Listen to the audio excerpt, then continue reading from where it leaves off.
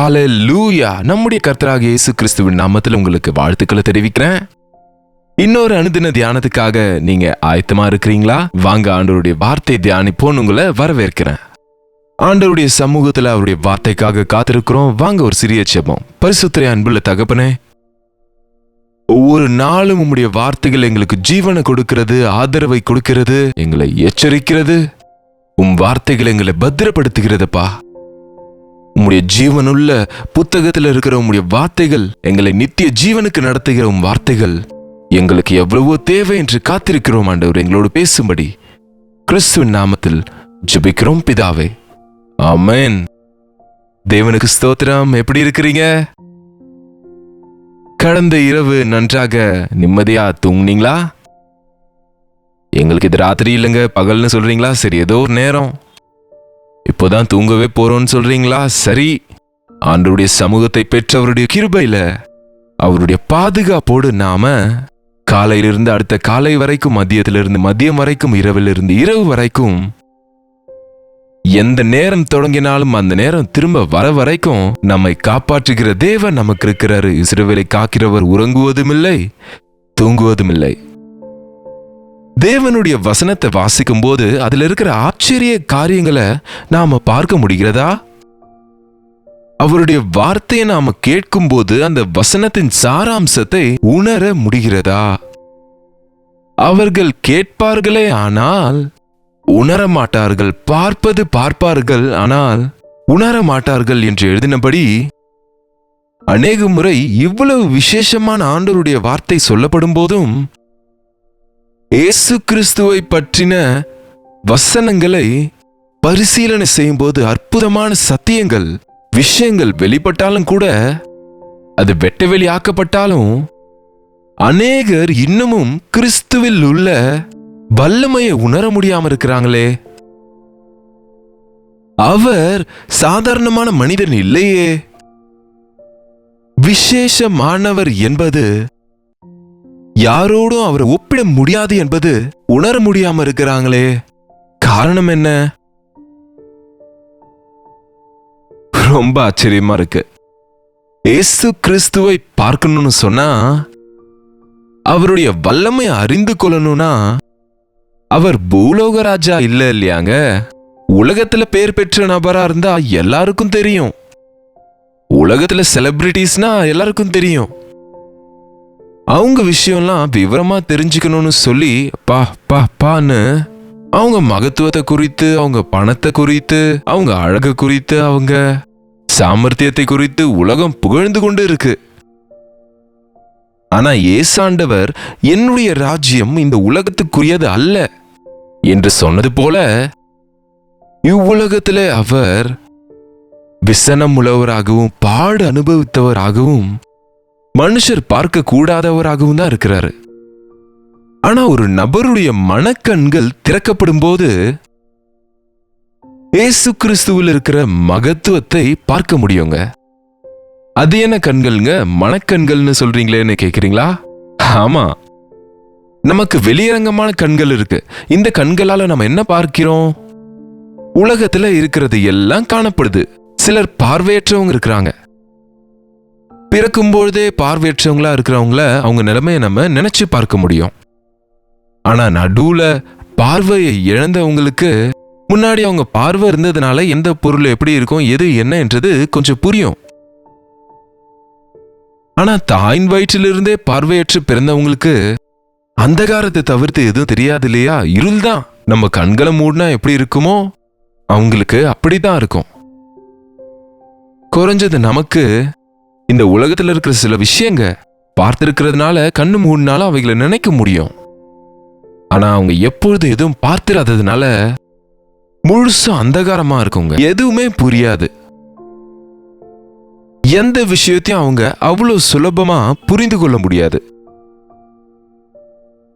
ஏசாண்டவர் சொன்னார், உங்கள் மனக்கண்கள் திறக்கப்பட வேண்டும். எப்படி சரீரத்துல பார்வையற்று இருக்கிறவங்க உலகத்துல எதையும் பார்த்து சந்தோஷப்பட்டு மகிழ முடியாதோ, எது எது என்று தெரிந்து கொள்ள முடியாதோ, அப்படியே மனக்கண்கள் மூடப்பட்டவர்களாக அந்தகாரத்தில் அவங்க இருக்கும்போது அது மூடப்பட்டிருக்கும் போது ஆவிக்குரிய விஷயங்கள் எதுவுமே அவங்களுக்கு புரியாது. அப்படிப்பட்டவனுக்கு ஆவியின் சுரூபியாகிய கிறிஸ்துவின் மகத்துவம், அவருடைய அழகு புரியாதுங்க. அப்படிப்பட்டவங்க எழுத்துக்கள் வேதத்துல வாசிப்பாங்க தவிர அதிலே இருக்கக்கூடிய உள்ளான அர்த்தத்தை, அதில் இருக்கக்கூடிய சத்தியத்தை அவங்களுக்கு புரிஞ்சுக்க முடியாது. ஆகவேதான் தாவீது ஜெபிப்பாருங்க, உம்முடைய வசனத்தில் உள்ள மகத்துவங்களை பார்க்கும்படிக்கு என்னுடைய கண்களை திறந்தருளும். இந்த கண்கள் திறந்துதான் இருக்கும், வெளியரங்கமான கண்கள் அல்ல. உள்ளே மனக்கண்கள் திறக்கப்படும் போது ஆவிக்குரிய சத்தியங்களை நாம அறிந்து கொள்ள முடியும். கொரிந்தியருக்கு எழுதின 2ஆம் நிருபம் 4ஆம் அதிகாரம் 4ஆம் வசனத்துல, தேவனுடைய சாயலா இருக்கிற கிறிஸ்துவின் மகிமையான சுவிசேஷத்தின் ஒளி அவ்விசுவாசிகளாகிய அவர்களுக்கு பிரகாசமாயிராதபடிக்கு இப்பிரபஞ்சத்தின் தேவனானவன் அவர்களுடைய மனதை குருடாக்கினான். எனவாம், தேவனுடைய சாயலா இருக்கிற கிறிஸ்துவினுடைய மகிமையை காண்பிக்கிற சுவிசேஷத்தினுடைய ஒளி அவர்களுக்கு பிரகாசமா இராதபடிக்கு இப்பிரபஞ்சத்தின் தேவனானவன், யார் இது இப்பிரபஞ்சத்தின் தேவனானவன்? இந்த உலகதிகாரி என்று அழைக்கப்படுகிறவன் பிசாசு, சாத்தான். யார் கொடுத்த அவனுக்கு அந்த அதிகாரம்னா மனிதன் தான். தேவன் தனக்கு கொடுத்த அதிகாரத்தை பிசாசுக்கு விட்டு கொடுத்துட்டான். ஆதாமும் ஏவாளும் பிசாசனுடைய வார்த்தைக்கு ஏமாந்து கீழ்ப்படிந்து தங்களுடைய எல்லாவற்றையும் பிசாசின் கைவசமாக்கிட்டாங்க. அப்பொழுதிலிருந்து இந்த உலகத்தின் அதிபதியானவன் பிசாசு அவருடைய சாயலிலும் ரூபத்திலும் உண்டாக்கப்பட்ட நம்மை இயேசுவை நோக்கி பார்க்காதபடிக்கு, அவரில் இருக்கிற வெளிச்சத்தை பார்க்காம அவருடைய மகத்துவத்தை உணராதபடிக்கு நம் மனக்கண்களை அவன் குருடாக்கி இருக்கிறான். எவ்வளவாய் மனிதர்கள் இன்றைக்கு இயேசாண்டவரை தூஷிக்கிறாங்க பாருங்க.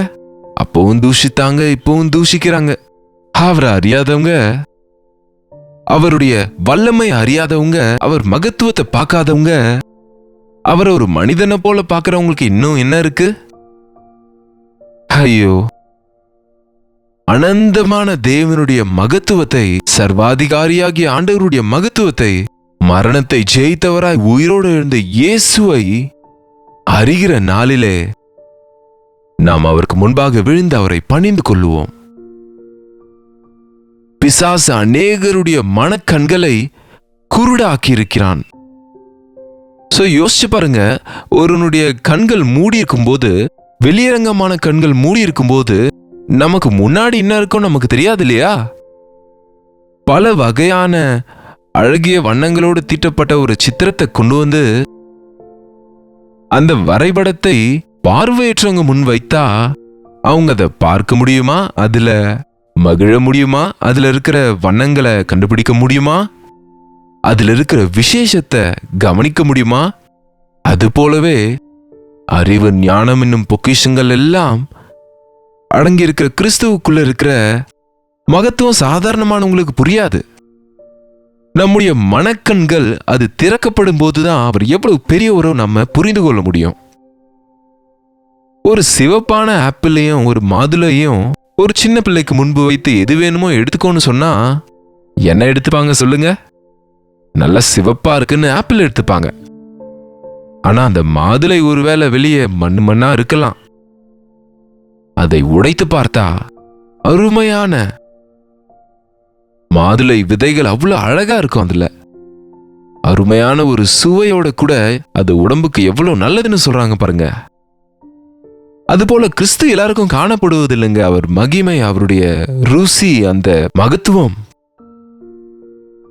அதற்குதான் கர்த்தர் நல்லவர் என்று ருசித்து பாருங்கள். ஒரு முறை அவருடைய அன்பை ருசி பார்த்துட்டோம்னா மற்ற அன்பெல்லாம் நம்மளுக்கு சப்புன்னு இருக்குங்க. ஒரு முறை அவருடைய மகிமையை நம்ம பார்த்துட்டோம்னா உலகத்துல எந்த வைபவங்களும் எந்த ஆடம்பரமும் நம்ம இருக்காதுங்க. கிறிஸ்துவை பார்க்கக்கூடிய அளவுக்கு ஆண்டவரே என் மனக்கண்களை திறங்கன்னு நீங்க கேட்டா, என் கண்களை திறங்கப்பா. ஒரு பிச்சைக்காரன் வழியிலே உட்கார்ந்து இருக்கிறான். தாவீதின் குமாரனே எனக்கு இறங்கும்னு கூக்குரலிட்ட போது ஆண்டவர் உனக்கு என்ன வேணும்னு கேட்டா, நான் பார்க்கட்டும் உம்மை பார்க்கட்டும்னு சொன்ன. அவ்வளவுதான். பார்வை அடைவாயாக என்று கைகளை வைத்த போது அவனுடைய கண்கள் திறக்கப்பட்டது. திரும்ப அவன் பிச்சை எடுக்க போகலங்க. அதற்கு பின்பு அவன் ஆண்டவரை பின்தொடர்ந்தான்னு பார்க்கிறோங்க. அது போல ஒரு முறை ஆண்டவரின் தொடுதலை நம்ம பெற்றுக்கொண்டா ரியாலிட்டி என்னமோ நமக்கு புரிஞ்சிருங்க. காணப்படுகிறது எல்லாம் அநித்தியமானது, காணப்படாதவைகள் நித்தியமானவைகள்.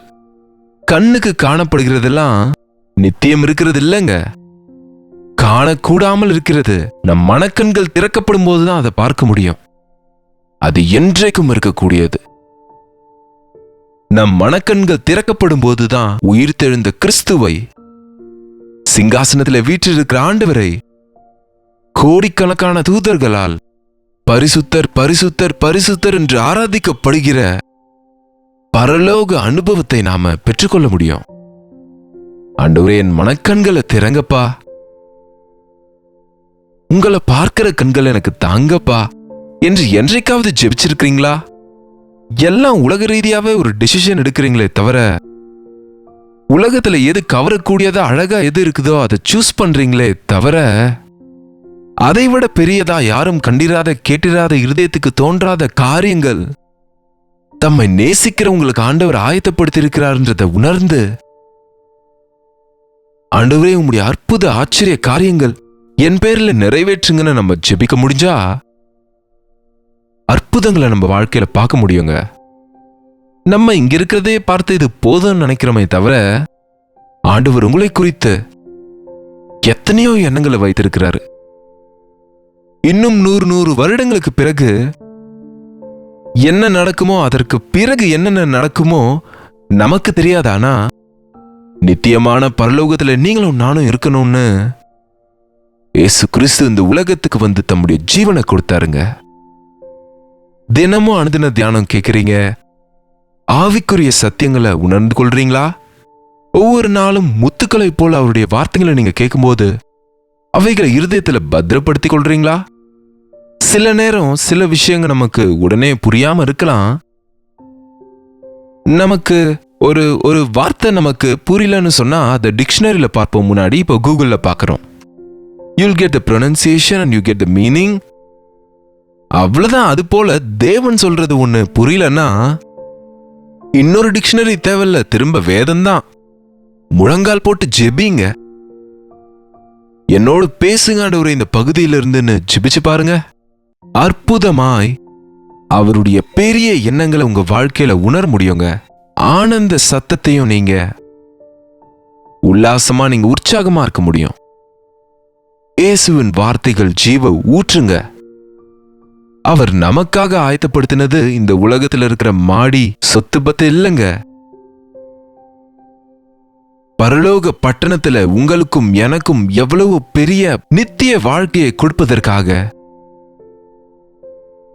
அவர் இந்த உலகத்துக்கு இறங்கி வந்து பரிகாரமா தம் ஜீவனை கொடுத்து, நான் இருக்கும் இடத்துல நீங்களும் இருக்கும்படிக்கு திரும்ப வந்து உங்களை கொண்டு போவேன் என்று சொன்ன ஆண்டவர் அதி சீக்கிரத்துல வரப்போகிறாருங்க.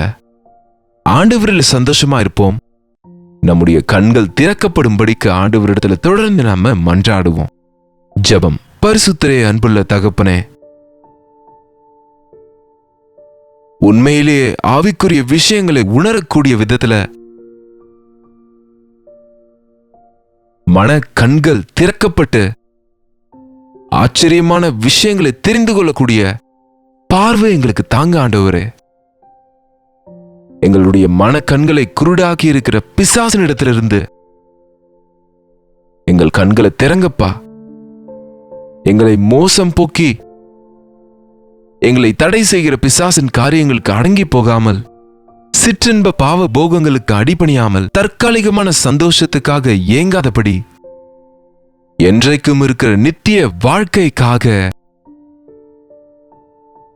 உன்னதமான உம்முடைய ராஜ்யத்தின் சுதந்திரத்திற்காக எங்கள் விசுவாசத்தை காத்துக்கொள்ள உதவி செய்யும்படிக்கு கிறிஸ்துவின் நாமத்தில் ஜெபிக்கிறோம் பிதாவே, ஆமென்.